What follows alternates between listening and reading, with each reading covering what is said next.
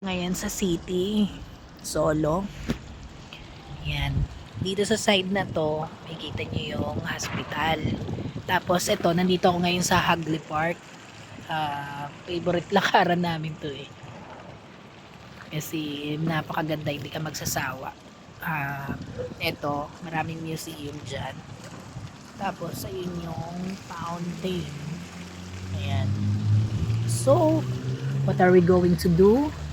Papakita ko sa inyo yung aking bag, laman ng bag. Bag raid tayo. Masyado ako mistisa kaya nagpapainit ako. Dito kasi sa New Zealand kahit sikat ang araw, napakalamig pa rin. So, I'll show you kung anong laman ng bag ko. Usually makikita nyo sa akin yung bag ko maliit. Dala ko pa rin siya, nasa loob lang. Kasi ang laman nun, nandun yung passport ko. Ngayon, pakita ko sa inyo ang laman ko. Bakit ang laman ko? Ang bag ko, laman ng bag ko.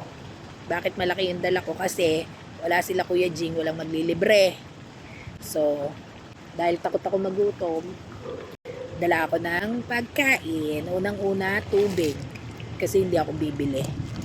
Balot siya ng plastic para kung magkaroon siya ng leak, hindi basta-basta mababasa yung bag ko.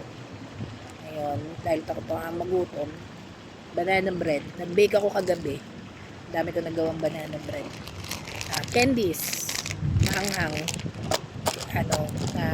Magaling siya para sa lalamunan. Kasi minsan, ubo ako.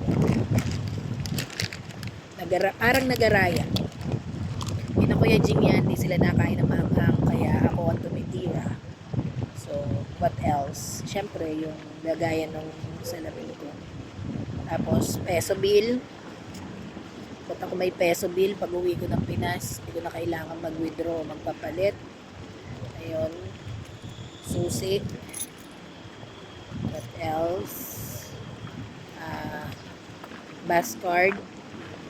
Dito ko nilagay sa bag ko kasi baka mawala.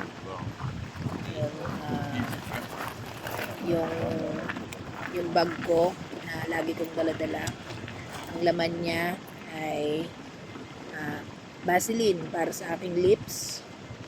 Ito, pag masakit ang lalamunan ko, para siyang ano to eh, Imuni. Imuni eh, baka naman. Ball pen. Ano pa?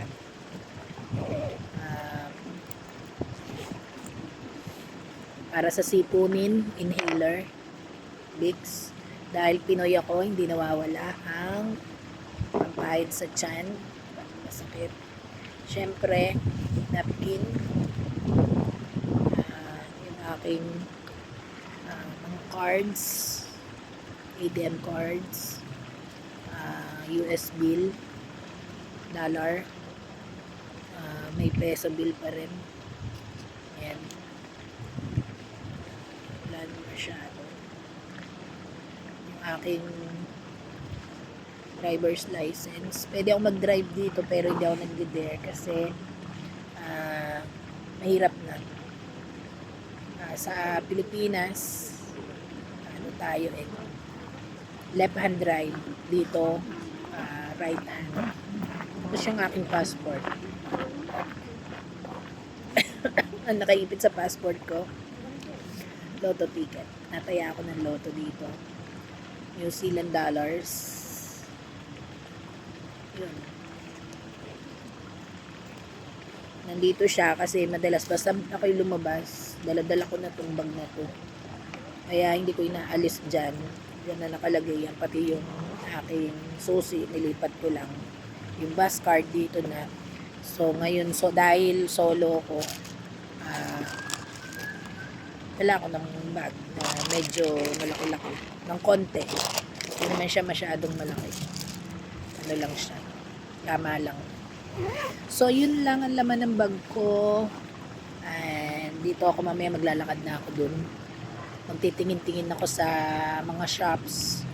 Pero hindi naman ako bibili dahil nangihinayang ang lola nyo. So kanina pa ako dito. Baka ako'y mangitim lalo. Bye-bye.